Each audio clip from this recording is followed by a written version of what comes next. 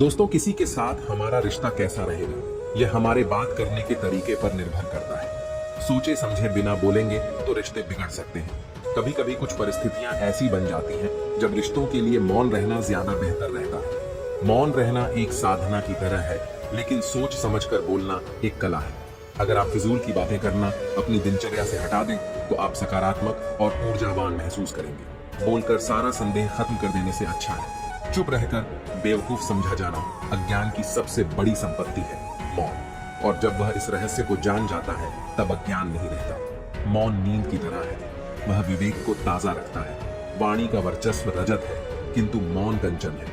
अपनी सफलता के सफर में निकलने से पहले अपने बस्ते में शांति और धैर्य को जरूर रख लेना। मौन रहकर मैं अन्य लोगों की कमियों को सुन लेता हूँ और अपनी कमियों को छिपा लेता हूँ। जब कुछ कहने को हो तभी कहिए, अगर कुछ कहना चाहते हो तब मत कहिए। बेतुकी बातों का सबसे बेहतर जवाब ना देना है। सवाल का जवाब शांति से मिलता है, बहस करने से जवाब हो जाता है। अगर बहस करने वालों में एक व्यक्ति शांत रहे तो बहस कभी नहीं हो सकती। शरीर का शोर सुनाई दे जाता है, कभी आराम से बैठकर आत्मा की भी सुनो। मौन निद्रा के सदृश है, यह ज्ञान में नई स्फूर्ति पैदा करता है। सही जगह और सही वजह पर बोलना जरूरी है, वरना चुप रहना ही बेहतर है।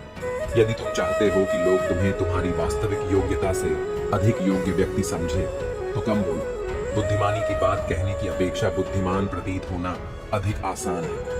करीबा तेरी आंखों में देख लो खुद को, बहुत दिनों से आईना नहीं देखा। मैंने कब और कहां मौन रहना है। अगर इंसान यह सीख ले तो उसके जीवन की आधी समस्याएं अपने आप खत्म हो जाएंगी। बहुत से लोग जिंदगी से परेशान होकर मौन का चादर ओढ़ लेते हैं, लेकिन उनके अंदर बहुत ज्यादा शोर होता है।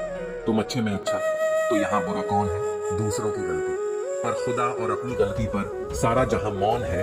मौन रहकर मैं अन्य लोगों की कमियों को सुन लेता हूँ और अपनी कमियों को छिपा लेता हूँ। मौन रहना कोई आसान कार्य नहीं है, इसके लिए भी साहस और धैर्य की बड़ी आवश्यकता होती है। जो अपनी जवा को वश में रखता है वह जीवन भर नियंत्रण रखता है, किंतु जिसका जहां वह पर वश नहीं वह नाश को प्राप्त होता है। मौन क्रोध का दमन करने में व्यक्ति की जितनी सहायता करता है उतना अन्य कोई नहीं सहायता करता है। मुझे कभी इसका खेद नहीं हुआ कि मैं मौन क्यों रहा, परंतु इसका खेद अनेक बार हुआ कि मैं बोल क्यों पड़ा। महान एकांत के बिना कोई भी गंभीर काम संभव नहीं है। अब मेरे सभी शिक्षक मौन को छोड़कर मर चुके हैं। समय और मौन आज सबसे शानदार चीज है। मुख शांत हो पर मन अशांत हो। यह मौन काल्पनिक मौन है, वास्तविक मौन नहीं। मौन और दृढ़ विश्वास, यही तुम्हारी सबसे बड़ी शक्ति है। चींटियों से अच्छा उपदेश कोई नहीं देता, क्योंकि वह मौन रहती है। सभी पीड़ा इस तथ्य से आ है कि वे एक शांत कमरे में अकेले नहीं बैठ सकते। जब मौन झूठ हो तो चुप रहना आसान नहीं है। मैंने लंबे समय से माना है कि चुप्पी नुकसान का उपाय है। मौन खाली नहीं है, यह उत्तरों से भरा है। जब आप अकेले होते हैं तो आप नाराज नहीं हो सकते। अनुभव हमें सिखाता है कि मौन लोगों को सबसे ज्यादा डर है। सत्य दुख देता है, लेकिन मौन मार देता है। कोई फर्क नहीं पड़ता कि कैसे बेथूका है, लोग अपनी आत्मा का सामना करने से बचने के लिए कुछ भी करेंगे। मौन रहकर आप कई समस्याओं से दूर रह सकते हैं। विधाता ने मौन को अज्ञानता का आवरण बनाया है। यह ज्ञानियों की सभा में अज्ञानियों का आभूषण है। मौन में शब्दों की अपेक्षा अधिक वाक शक्ति होती है। अगर आप दूसरों के विचारों पर नियंत्रण पाना चाहते हैं तो सर्वप्रथम अपने विचारों पर नियंत्रण करिए। अपने विचारों पर नियंत्रण करने का सबसे आसान तरीका का है कम बोलना या मौन रहना। इस दुनिया में वह इंसान सबसे ज्यादा सुखी और समृद्ध होता है जो क्रोध आने पर खुद को मौन रख सके। दुनिया है गोल, शायद मैं तेरे लायक नहीं हूं।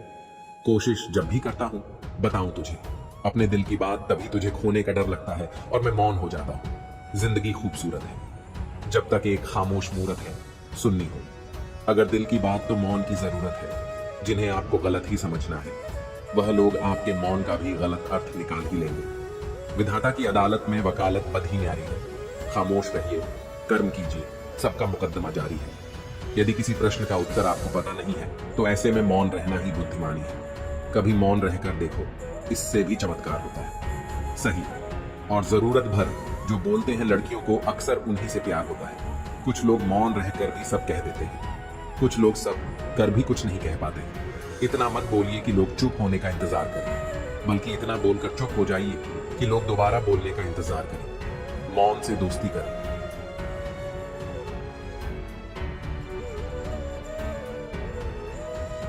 वह थोड़ा झिझक भी रहा था। ऐसी शर्त मानना, इसमें खतरा था। और तभी बुद्ध का एक दूसरा शिष्य सारीपुत्र जोर से हंसने लगा। वह वहीं पास में ही बैठा था। एकदम खिलखिलाकर हंसने लगा। मोलुंग पुत्र और भी परेशान हो गया। उसने कहा, बात क्या है, तुम क्यों हंस रहे हो? सारीपुत्र ने कहा, इनकी मत सुनना, ये बहुत धोखेबाज है। इन्होंने मुझे भी धोखा दिया। जब मैं आया था, तुम्हारे तो केवल 500 शिष्य हैं, मेरे 5000 थे। मैं बड़ा ब्राह्मण था, देश भर में मेरी ख्याति थी। इन्होंने मुझे फुसला लिया। इन्होंने कहा, साल भर प्रतीक्षा करो, मौन रहो, ध्यान करो और फिर पूछना और मैं उत्तर दूंगा। और साल भर बाद कोई प्रश्न ही नहीं बचा। तो मैंने कभी कुछ पूछा ही नहीं और इन्होंने कोई उत्तर दिया ही नहीं। यदि तुम पूछना चाहते हो तो अभी पूछ लो। मैं इसी चक्कर में पड़ गया। मुझे इसी तरह इन्होंने धोखा दिया। बुद्ध ने कहा, मैं अपने वचन पर पक्का रहूंगा। यदि तुम पूछते हो तो मैं उत्तर दूंगा। यदि तुम पूछोगे ही नहीं तो मैं क्या कर सकता हूं? 1 वर्ष बीता। मल्लव पुत्र ध्यान में उतर गया और मौन होता गया। भीतर की बातचीत समाप्त हो गई। भीतर का कोलाहल रुक गया। वह बिल्कुल भूल गया कि कब 1 वर्ष बीत गया। कौन फिक्र करता है? जब प्रश्न ही ना रहे तो कौन उत्तरों की फिक्र करता है? एक दिन अचानक बुद्ध ने पूछा, यह वर्ष का अंतिम दिन है। इसी दिन तुम 1 वर्ष पहले यहाँ आए थे और मैंने तुम्हें वचन दिया था कि 1 वर्ष बाद तुम जो पूछोगे मैं उत्तर दूंगा। मैं उत्तर देने को तैयार हूं। अब तुम प्रश्न पूछो। मोलक पुत्र हंसने लगा और उसने कहा, आपने मुझे भी धोखा दिया। वह सारे पुत्र ठीक कहता था। अब कोई प्रश्न ही पूछने के लिए नहीं रहा तो मैं क्या पूछूं? मेरे पास पूछने के लिए कुछ भी नहीं है। असल में यदि तुम सत्य नहीं हो तो समस्याएं होती हैं और प्रश्न होते हैं। वे तुम्हारे झूठ से पैदा होते हैं। तुम्हारे स्वप्न, तुम्हारी नींद से वे पैदा होते हैं। जब तुम सत्य, प्रामाणिक, मौन, समग्र होते हो तो वह तिरोहित हो जाते हैं। मेरी समझ ऐसी है कि मन की एक अवस्था है जहां केवल प्रश्न होते हैं और मन की एक अवस्था है जहां केवल उत्तर होते हैं और वे कभी साथ साथ नहीं होते। यदि तुम अभी भी पूछ रहे हो तो तुम उत्तर नहीं ग्रहण कर सकते। मैं उत्तर दे सकता लेकिन तुम उसे ले नहीं सकते। यदि तुम्हारे भीतर प्रश्न उठने बंद हो गए हैं तो मुझे उत्तर देने की कोई जरूरत नहीं है। तुम्हें उत्तर मिल जाता है। किसी प्रश्न का उत्तर नहीं दिया जा सकता है। मन की एक ऐसी अवस्था उपलब्ध करनी होती है जहां कोई प्रश्न नहीं उठते। मन की प्रश्न रहित अवस्था ही एकमात्र उत्तर है। यही तो ध्यान की पूरी प्रक्रिया है। प्रश्नों को गिरा देना, भीतर चलती बातचीत को गिरा देना। जय श्री कृष्णा।